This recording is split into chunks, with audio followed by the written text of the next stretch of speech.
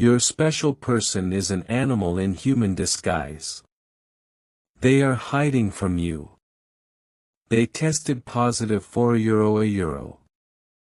Your special person is an animal in human disguise. They are hiding from you. They tested positive for chronic dishonesty, bad vibes and worse decisions, main character syndrome, emotional unavailability.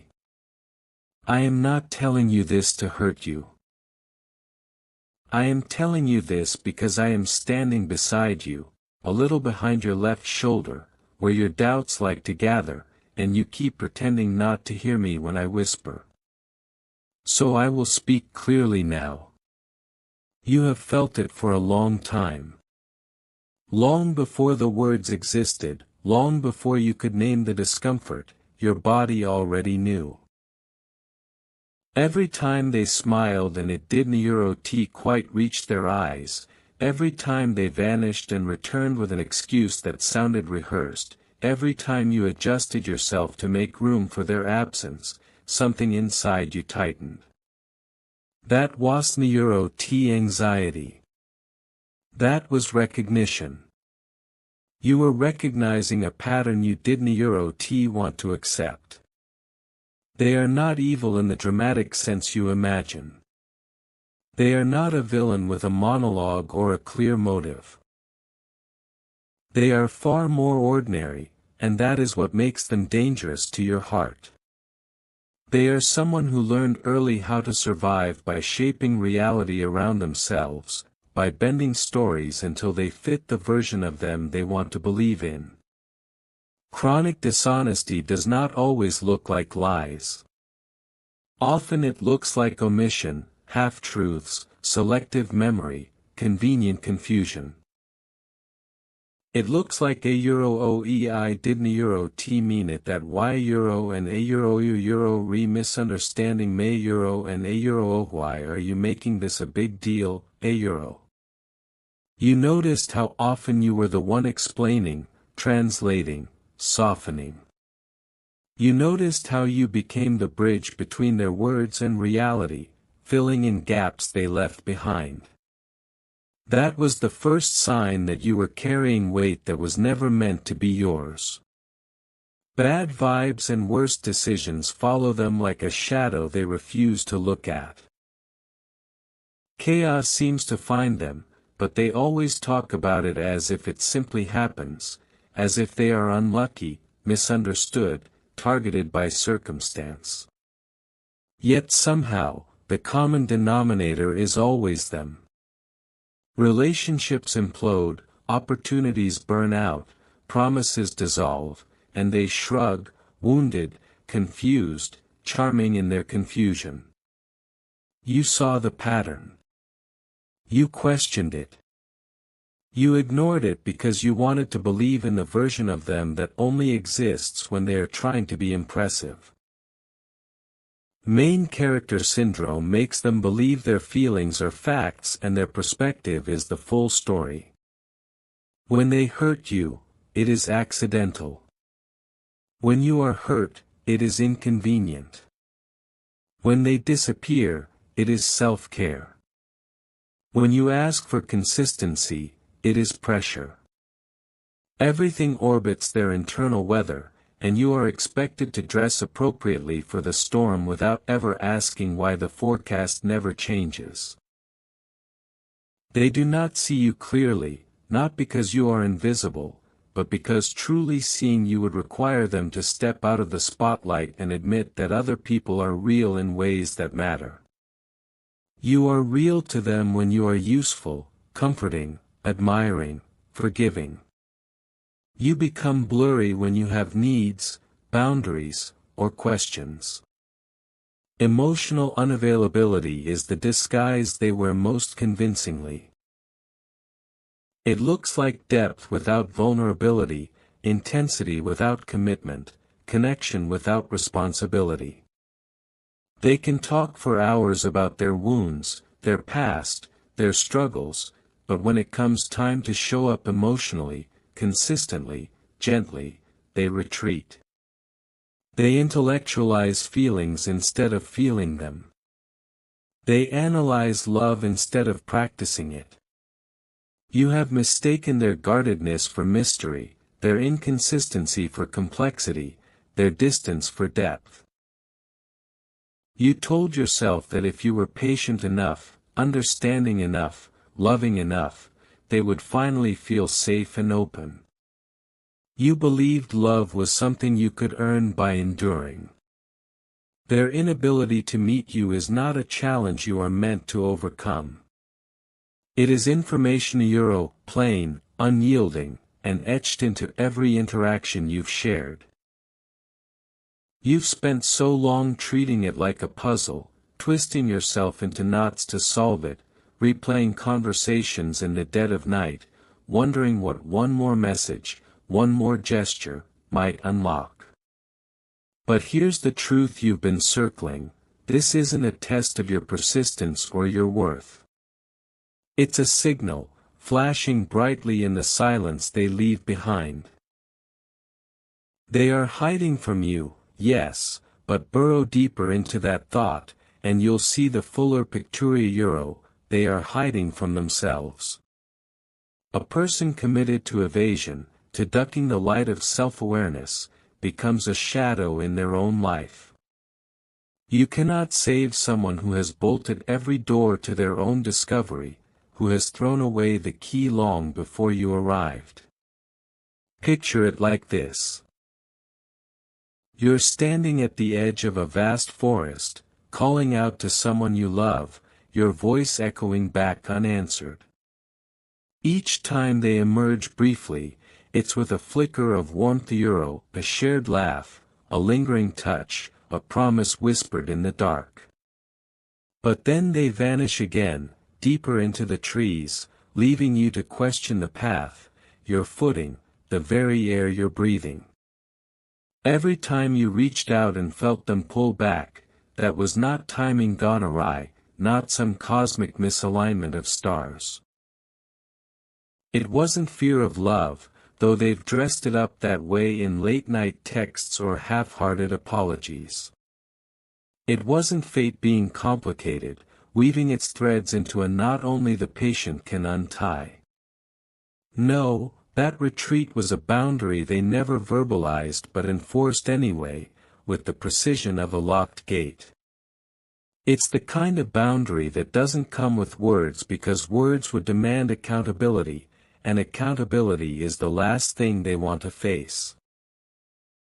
I've watched you rewrite your own instincts to keep them comfortable, bending your natural rhythms like a reed in a storm. You, who once moved through the world with such unapologetic clarity, started softening your edges, dimming your light to match their flicker. I have watched you downplay your disappointment, turning it into a shrug, a casual, "it's fine," that fooled no one but you.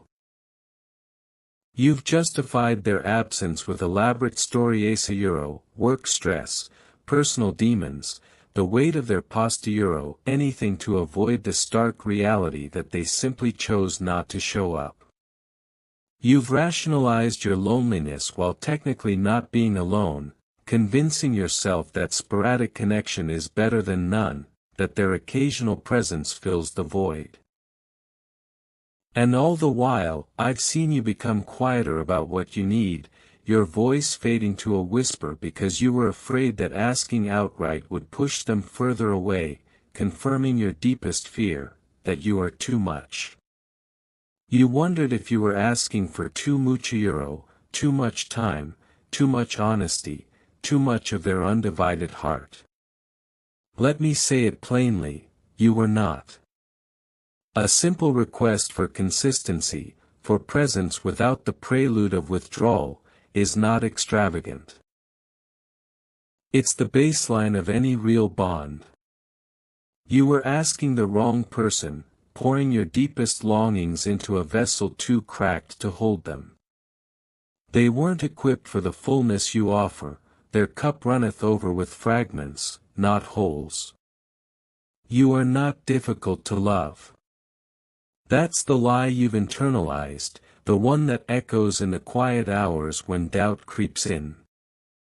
No, you are difficult to half love, and that is precisely what they are capable of offering.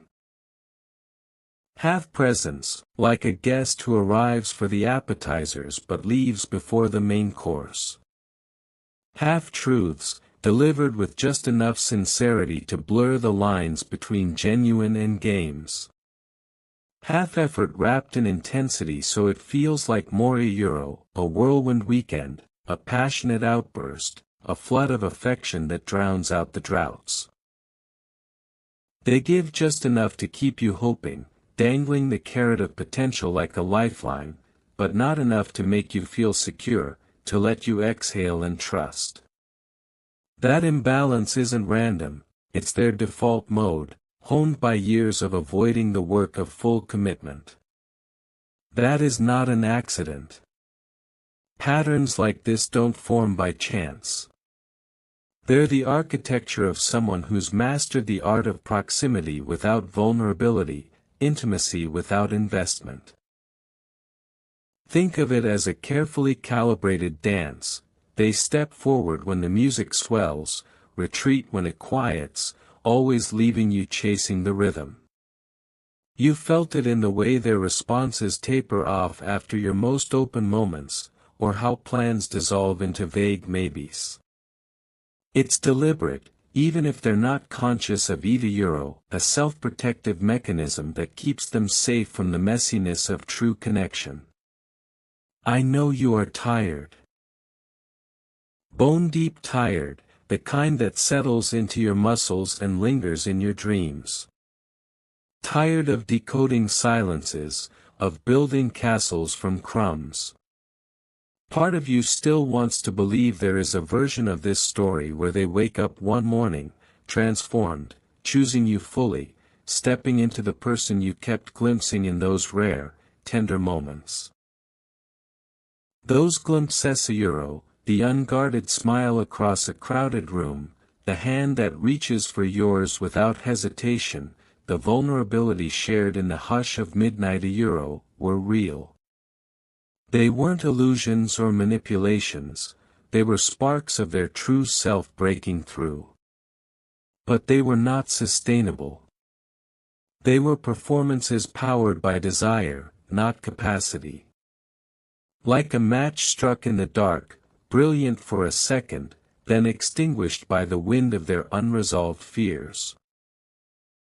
You can't build a hearth on fleeting flames. Love is not supposed to feel like constant interpretation, a cryptic code you must unravel with every text, every glance, every unexplained absence. It's not supposed to feel like you are always waiting for the other shoe to drop, heart suspended in mid-air, bracing for the thud. Not this endless vigilance, always preparing for distance, stockpiling emotional armor so the disappointment hurts less when it arrives. That hyper-alert state you carry. It's your nervous system doing its job, waving red flags, screaming for you to notice the mismatch. It's the primal wisdom encoded in your body, the same instinct that pulls you from fire or flood. You've learned to ignore it, to soothe it with hope, but listen now, it knows what your mind has been too kind to admit. You do not need to expose them, confront them in a blaze of righteous anger, or prove anything to win some imagined victory. The truth is already visible in their patterns, laid bare in the repetition, the vanishings, the resurgences, the excuses that never quite land. You don't need closure from someone who never fully opened the door, who cracked it just wide enough to let in the light but not the commitment. Closure isn't a gift they can bestow, it's not a conversation or an apology that will suddenly make sense of the chaos. It's something you give yourself when you stop expecting them to become someone else, when you release the fantasy and embrace the facts.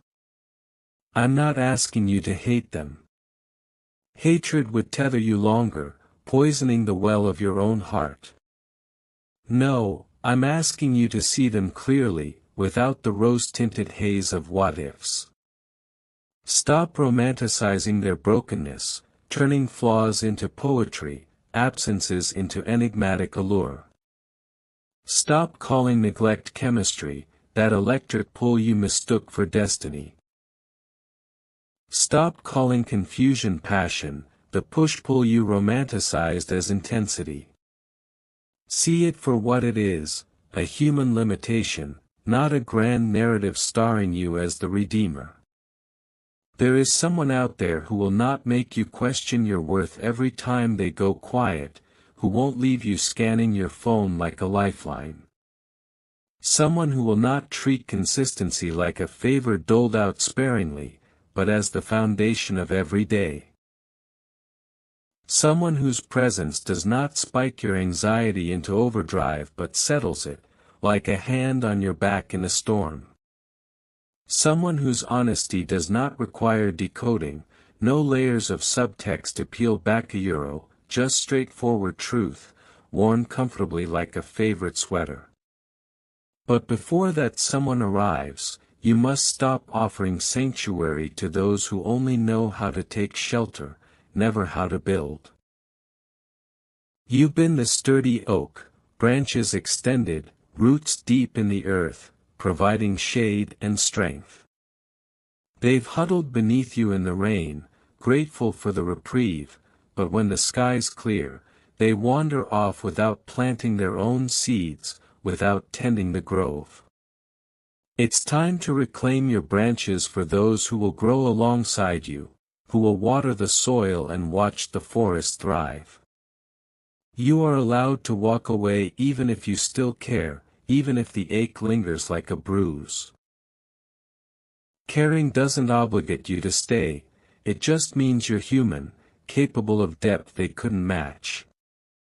You are allowed to grieve what you hoped this could be a euro, the shared sunsets, the quiet mornings, the life you sketched in your mind's quiet corners a euro, without blaming yourself for what it wasn't a euro t. Their shortcomings aren't a reflection of your vision, they're theirs to own. You are allowed to choose peace over potential, to trade the intoxicating high of possibility for the steady hum of self-respect. I am with you now, as I have always been, though sometimes you forget to listen for me. I speak most clearly when things go quiet, when the noise of longing softens and the ache pauses long enough for breath. So listen gently. Let me widen the picture you already began to see. Imagine opening your eyes in the morning and feeling space inside your chest instead of pressure. The day no longer starts with questions you cannot answer. You are not scanning your phone for signs, not measuring your worth by how quickly someone responds, not replaying moments to find what you did wrong. Your thoughts move more slowly now. They are yours again. The tight knot that lived between your ribs loosens, and with it comes a sense of safety that does not depend on anyone else choosing you today. Your energy returns to you in small, quiet ways at first. You notice you have patience again. You can sit with a thought without spiraling.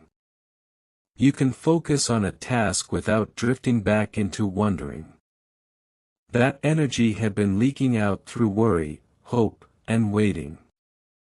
Now it flows back into your body like warmth after a long cold. You feel it in your hands when you create something just for joy. You feel it in your legs when you walk with no destination except movement. You feel it in your voice when you laugh without checking if it is too much. You begin to remember who you were before you bent yourself around someone else's distance. Old interests wake up like animals stretching after winter. A book you once loved holds your attention again. Music sounds fuller. Food tastes richer. You reach out to friends not to distract yourself, but because you genuinely want to share time. And they feel the difference. They feel your presence, grounded and real, no longer split between here and elsewhere. Your laughter changes. It rises from your belly instead of your throat. It is not cautious. It does not pause to see how it lands. It exists because joy wants to exist through you. When doubt does not shadow every moment, your intuition sharpens. You begin to sense who feels safe, who listens, who meets you where you stand. You stop explaining yourself so much. You stop apologizing for wanting clarity, warmth, consistency. You realize those were never flaws. They were signals pointing you toward the right connections. I want you to look back gently, not with blame, but with understanding. There were moments when freedom already touched you. You felt them, even if you did not name them. That weekend alone, when the world slowed down and you sank into a book, letting hours pass without checking your phone. You felt content then. Not empty. Not abandoned. Simply full in your own quiet way. That was not an accident. That was you remembering yourself. There was that conversation with a friend when you spoke honestly, without fear that your needs would push them away. You said what mattered, and instead of pulling back, they leaned closer. You felt relief in your body, a deep exhale. That moment was not small. It was a reminder of what mutual care feels like. These moments were previews. Little windows opening to show you the life that waits when you step fully into it. You have rewritten your story before. You have done it more times than you realize. Each time you thought you were breaking, you were actually shedding a layer that no longer fit. This time is no different. You are not asked to become smaller, quieter, or less needing. You are asked to honor the whole of who you are. Nothing more. Nothing less. If your mind needs grounding, I can speak to it too. Humans call this pattern an anxious and avoidant dance. One reaches, the other retreats. One hopes, the other hesitates. It feels magnetic, intense, fated. But it is not destiny. It is wiring.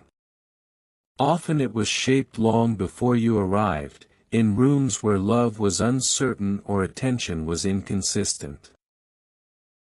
That is not your fault, and it is not theirs either. But understanding this does not mean fixing it. Hear me clearly now. You were never meant to heal them. You were never meant to wait patiently while they learned how to show up. You were never meant to shrink your needs so someone else could stay comfortable. Your role was simple and sacred, to be seen. And they could not see you fully. That is not a failure on your part. It is a limit on theirs. Grief still comes, and it should. Love does not disappear just because clarity arrives. So let the grief have a shape. Turn it into ritual, because rituals give pain somewhere to go. Write the letter you will never send. Say everything you held back. Say the anger. Say the tenderness. Say the hope you wished they would meet. Then release it. Tear it up. Burn it if you can. Let the smoke carry what no longer belongs in your body. Walk the places you shared, but walk them alone now. Feel your feet on the ground. Notice the world still exists without that story attached to it. Each step is an act of reclaiming. Cry when the tears come. You have saved them up for too long. Let them fall. They are not weakness. They are water. They soften the soil so something new can grow. I am still beside you through all of this. I have never left. I am the pause you feel before you almost reach out again. I am the small nudge that says, €0 wait. €0 I am the warmth that spreads in your chest when you choose yourself instead. When you stop chasing what keeps hiding, you will feel me more clearly. It will be like sunlight breaking through clouds, not blinding, just steady and true. One day you will understand this was not a loss.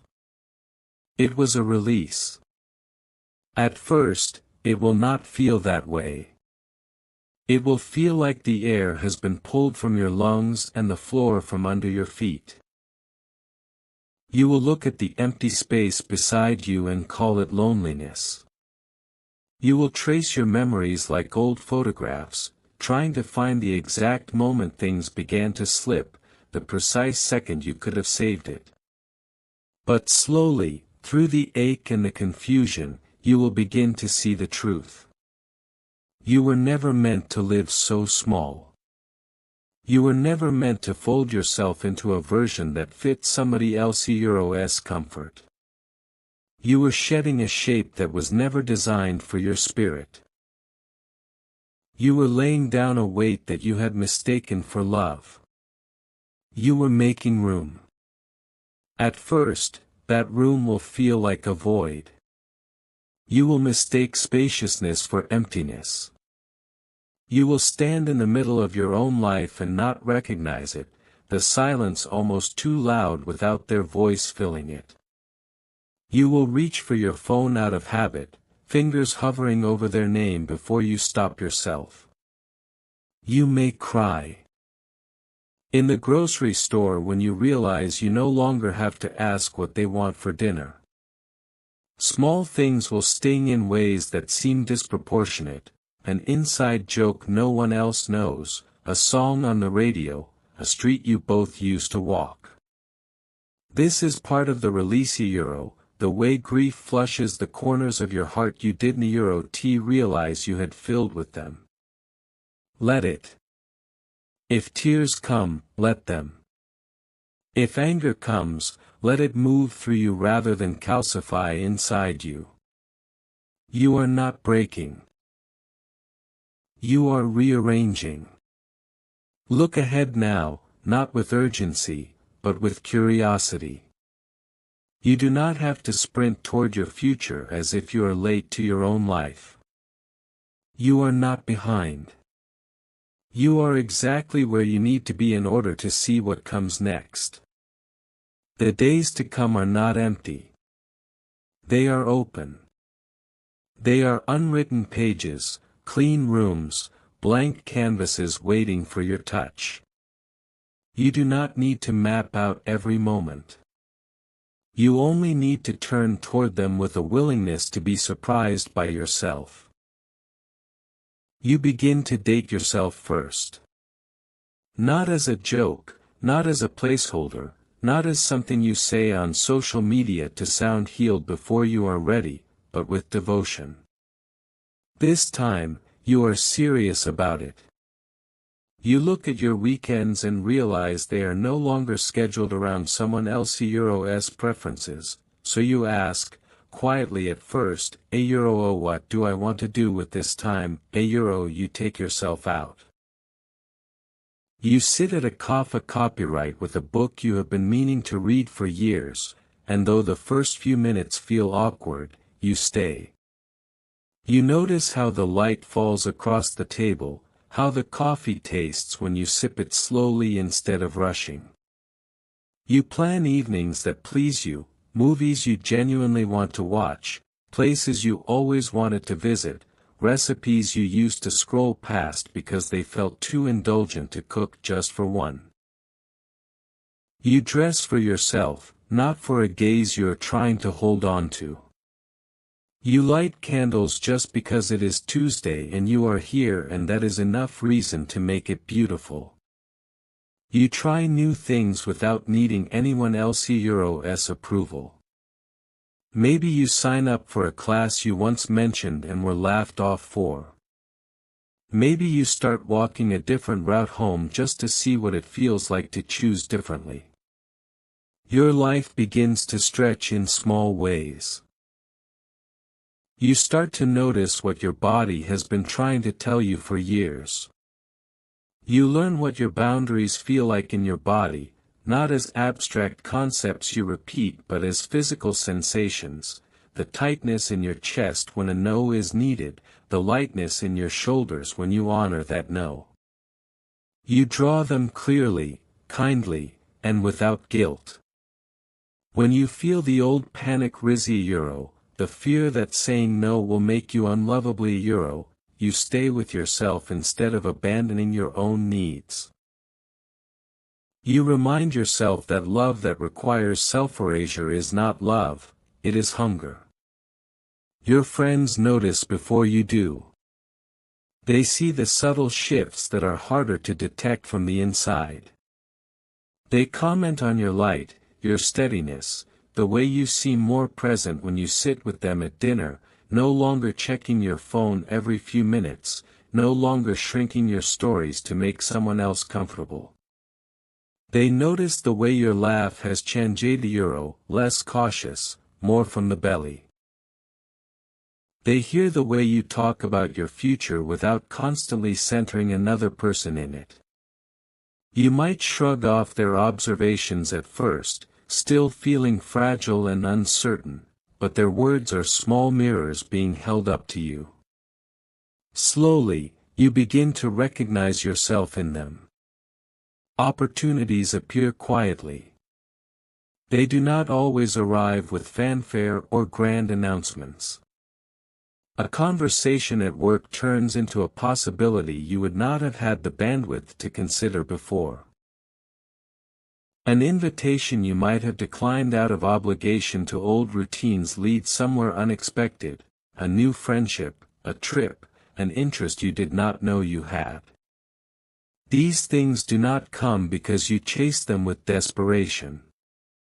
They come because you are open, because your hands are no longer clenched around what was slipping away. Space has a way of inviting in what aligns with who you are becoming. When romance returns, it will feel different. You may not trust that at first, accustomed as you are to mistaking turbulence for depth. You will wonder where the intensity is, where the dizzying highs and crashing lows went. But you will notice something else in its place. It will not arrive as chaos or intensity that keeps you guessing. It will feel calm. Not boring, not flat, calm, like a tide that lifts you without knocking you over.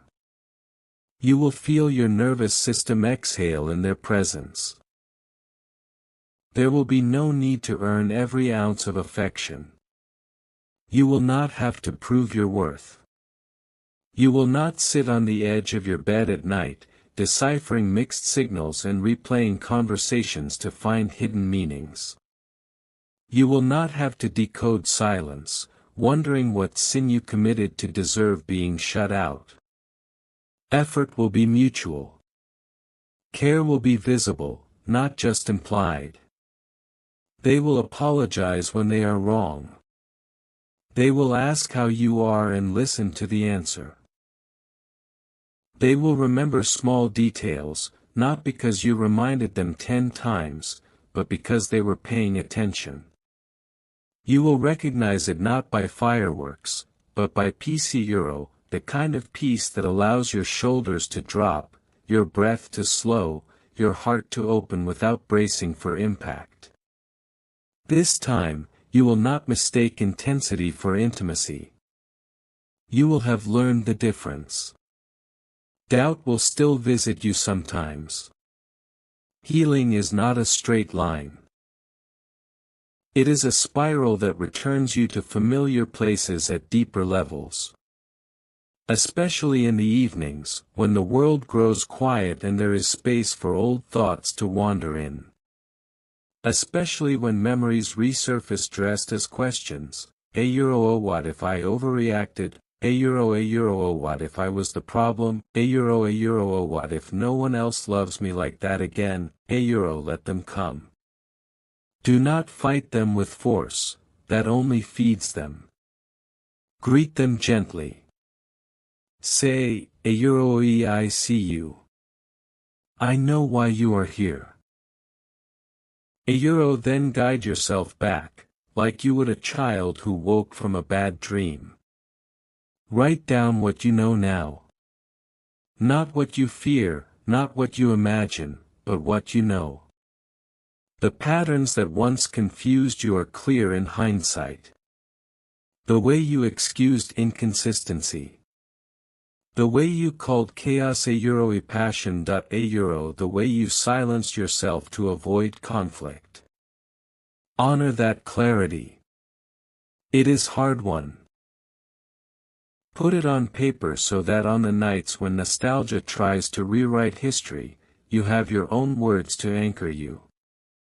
Share your story with people who can hold it without trying to fix you, people who do not make you feel dramatic for being hurt, people who can say to a without making it about themselves.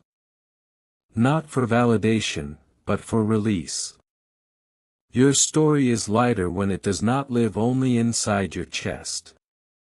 If therapy calls to you, answer it. There is no weakness in seeking help. There is wisdom. There is strength in understanding yourself more deeply, in tracing the thread between this pain and old wounds you thought you had outgrown. There is power in choosing to grow rather than repeat. This is not about blaming the past or naming villains and heroes. It is about building a future that feels safe in your body and your mind. A place where you can rest without watching the door, where you can love without constantly calculating your worth. You are stronger than this moment makes you feel. Pain has a way of shrinking your perspective, convincing you that this is the only chapter that matters. Remember how many endings you have survived. Jobs that fell apart just when you thought you were finally stable. Friendships that faded quietly, leaving you staring at messages that no longer received replies. Dreams that changed shape, not because you failed, but because you outgrew them. Each one refined you. Each one sharpened your compass, showing you what you value, what you need, what you cannot live without. This experience will do the same.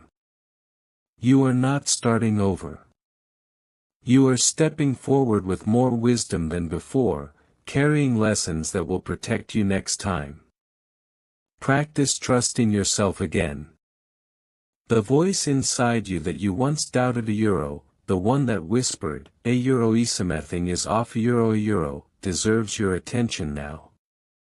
Say yes to what lights you up, even if it seems small or silly. Say no to what drains you, even if it once felt familiar, even if people do not understand at first. Familiar is not the same as safe. Learn to enjoy your own company deeply, not as a consolation prize but as a homecoming. Cook meals that take time, noticing the tenderness of caring for yourself in these tangible ways. Dance in your kitchen without an audience, moving however your body wants to move without worrying how it looks. Wake early to watch the sky change color, letting the quiet beauty of it remind you that life keeps unfolding whether or not you feel ready. These moments are not distractions. They are foundations.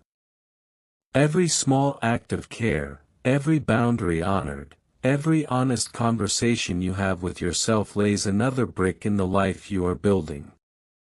This is how you rebuild trust with the person you abandon most often, yourself. Your heart, once rationed and guarded, begins to expand. Slowly at first, in cautious increments, testing the air. You realize it was never too much, never a euro needy, a euro never a euro eat sensitive. A euro it was simply waiting for the right place to land, somewhere it would not be asked to make itself smaller to fit. You begin to see that the love you have to give is not a burden, it is a gift. You learn that you can offer it to yourself first and still have enough left to share. There is someone ahead who will see your light and not flinch. They will not be intimidated by your depth or your honesty. They will not mistake your questions for accusations or your vulnerability for weakness. They will not label your needs as a euro eat a much. A euro they will meet your effort with their own. They will build with you slowly, honestly, brick by brick. Stability will not scare them. Your past will not repulse them. Your boundaries will not offend them. Instead, they will feel grateful to be trusted with someone who knows their own worth. Until then, be that presence for yourself. Be the one who shows up on the hard days, who does not abandon you when you are messy or confused. Be the one who listens to your fears without dismissing them, who holds you through the nights when old wounds flare up. Be the one who stays when you feel unlovable, who reminds you that your value does not disappear just because someone failed to see it. The forest truly does clear. One day, without fanfare, you will notice it. You will step outside or wake up in your room and realize that the air feels lighter. The heaviness you carried like a second skin has thinned. You will catch yourself laughing and realize you did not think of them first. You will go hours, then days, without mentally revisiting the same old scenes, trying to bargain them into a different outcome. It will happen gradually, then all at once, the realization that you are no longer looking back. When that day comes, do not rush past it. Recognize it. Honor the countless unseen moments that brought you there. The nights you chose to stay instead of texting, the tears you didn't apologize for, the boundaries you held, the help you asked for, the gentle way you kept choosing yourself even when it felt unfamiliar. Step forward. The light is not something you must earn by suffering enough or proving enough. It is where you have always belonged. You are not walking toward it as a stranger, you are returning to yourself.